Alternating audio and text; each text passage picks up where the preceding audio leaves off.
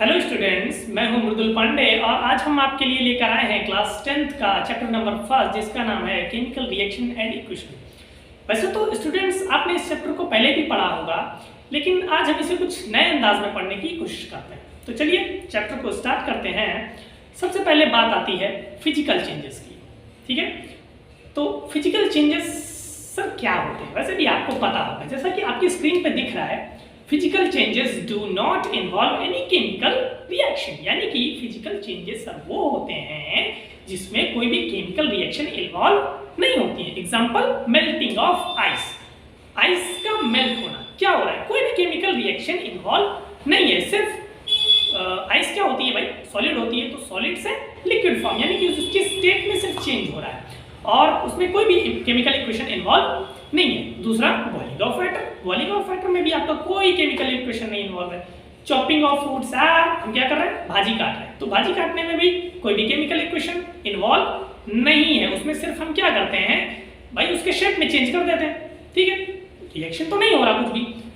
आप बात समझ गए ना? फिजिकल चेंजेस यानी कि physical changes do not involve any chemical reaction. जिसमें कोई भी केमिकल रिएक्शन इन्वॉल्व नहीं होगी उसे क्या बोलेंगे? फिजिकल चेंजेस बोलेंगे।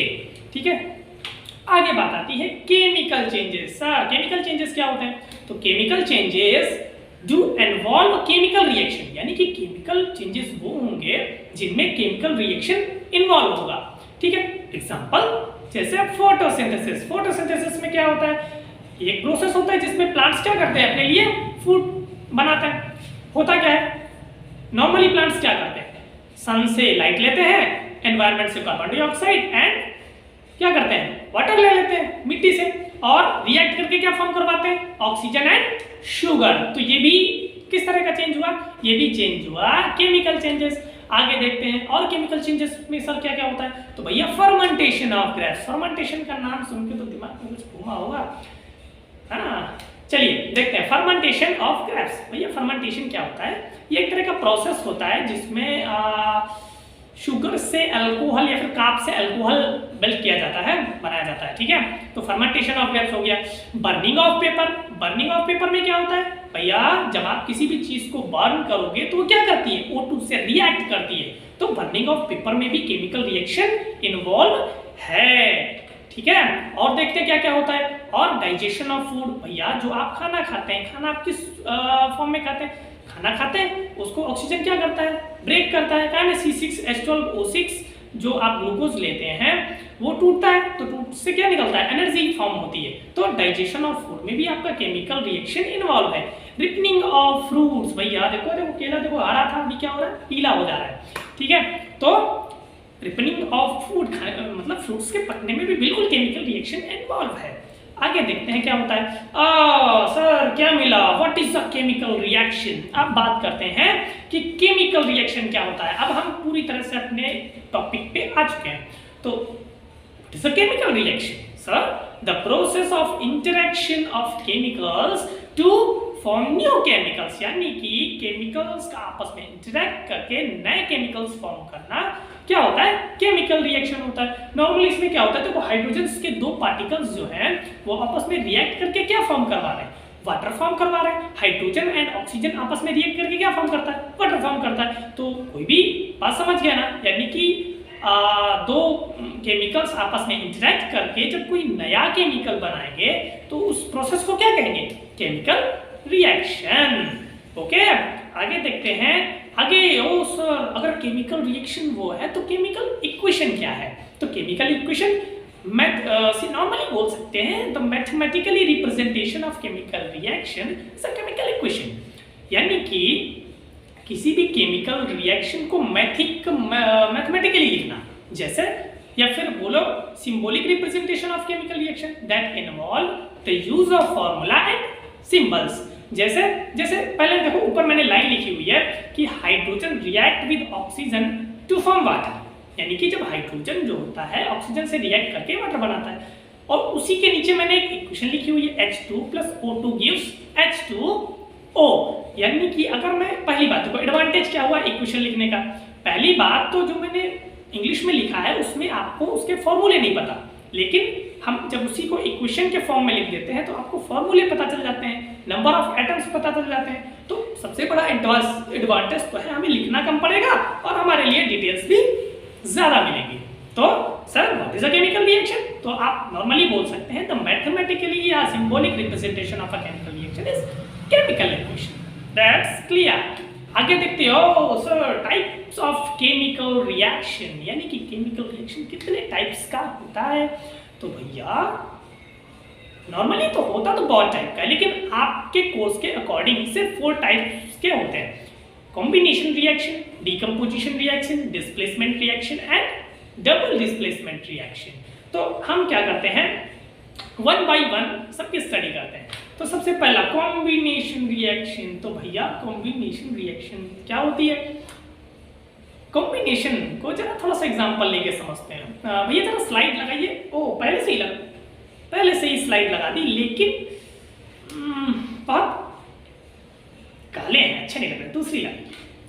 हाँ ये अच्छा लग रहा है। तो आपको देखते ही पता चल गया होगा इस पिक्चर में हो क्या रहा है। देखो क्या कितना खुश से विचार है, इसको नहीं पता आगे क्या होने वाला है। चलिए सुनिए, टॉपिक पे आते हैं। होना क्या है कि एक मैरिज का फोटो है, यानी कि कोई भी दो लोग क्या कर रहे हैं, मैरिज कर रहे हैं। बेटा कॉम्बिनेशन रिएक्शन का मतलब ही होता है कॉम्बो, मतलब जोड़ा। आप मैरिज का एग्जांपल पकड़िए। मैरिज में क्या होता है, एक लड़का होता है और एक लड़की होती है और दोनों शादी कर लेते हैं। शादी करने के बाद क्या होता है, उनको एक जोड़े के नाम से जाना जाता है कि ये देखो एक जोड़ा जा रहा है, ना कि दूल्हा दुल्हन। दूल्हा दुल्हन तो नहीं कहते कि वो दूल्हा वो दुल्हन जा रही, कहते हैं देखो कितना अच्छा जोड़ी देखो कितनी अच्छी है। तो कॉम्बिनेशन रिएक्शन क्या होगी, जिसमें क्या करेंगे, 2 और more reactant combine to form a single product. यानी कि जब 2 रिएक्टेंट्स क्या करेंगे, कंबाइन करके कोई प्रोडक्ट बनाएंगे, कोई सिंगल प्रोडक्ट बनाएंगे सॉरी, तो उसे कहेंगे कॉम्बिनेशन रिएक्शन। हिंदी में बोला जाए भैया देखो, अब यहाँ से 2 वर्ड्स निकल के आ रहे हैं, रिएक्टेंट्स एंड प्रोडक्ट्स। तो रिएक्टेंट्स क्या होते हैं, जो रिएक्शन करते हैं, जैसे कि देखिए लिखा हुआ है, जो रिएक्शन को स्टार्ट करते हैं उनको रिएक्टेंट्स बोलते हैं, और जो फॉर्म हुआ नया जो भी फॉर्म होता है उसे प्रोडक्ट कहा जाता है। फॉर एग्जाम्पल जैसे ए एंड बी दोनों आपस में क्या हुए, रिएक्ट किए और क्या बना दिया, ए बी। मान लो ए था लड़का, बी थी लड़की, तो दोनों क्या हुए, कंबाइन हुए एंड ए एंड बी जोड़ा बन गया। ठीक है। और कोई अच्छा सा एग्जांपल जैसे नाइट्रोजन और हाइड्रोजन आपस में रिएक्ट करके क्या फॉर्म करवा रहे हैं, भैया बोल दो क्या फॉर्म करवा रहे हैं, अमोनिया फॉर्म करवा रहे हैं ना। तो नाइट्रोजन और हाइड्रोजन आपके क्या हुए, रिएक्टेंट्स हुए, और क्या बोलते हैं, अमोनिया का प्रोडक्ट हो गया। तो क्लियर, क्या बोलेंगे, 2 और more reactant combine to form a single substance. ये क्या होता है, कॉम्बिनेशन रिएक्शन होता है ना, कि जब 2 या 2 से ज्यादा रिएक्टेंट्स आपस में कंबाइन करें और कुछ नया पदार्थ बनाएं तो उसे क्या कहेंगे, कॉम्बिनेशन रिएक्शन कहेंगे। चलिए सर अगला देखते हैं, अगला क्या होता है, डीकंपोजिशन रिएक्शन। अरे बाप रे, ये क्या लगा दिया, तलाक, अभी तो शादी हुआ था। चलिए छोड़िए, देखते हैं डीकंपोजिशन रिएक्शन। डीकंपोजिशन रिएक्शन में क्या होता है सर, फिगर देखते ही समझिए, डिवोर्स, तलाक, 3 तलाक। फिलहाल तो मोदी जी ने खत्म कर दिया है तलाक, अच्छी बात है।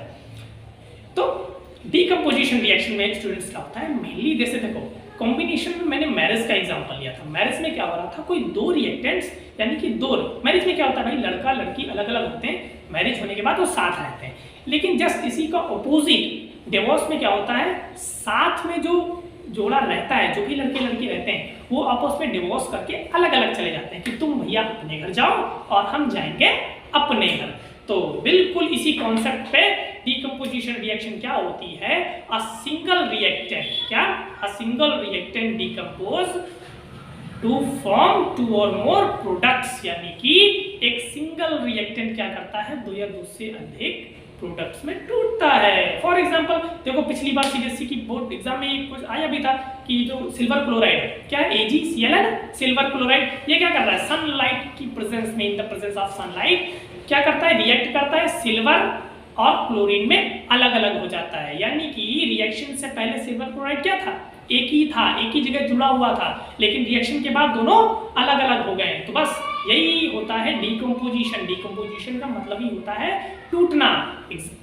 डेफिनेशन आप अपने खुद भी बना के लिख सकते, कोई जरूरी नहीं जो मैं बता रहा हूँ वो लिखो या जो टीचर्स बता रहे हैं वो लिखो। आप 10th में स्टैंडर्ड तो आप लिख सकते हैं single reactant decompose to form 2 और more products that called decomposition reaction. And अगला टाइप सर क्या है? तो भैया अगला टाइप है डिस्प्लेसमेंट रिएक्शन। डिस्प्लेसमेंट रिएक्शन में क्या होता है?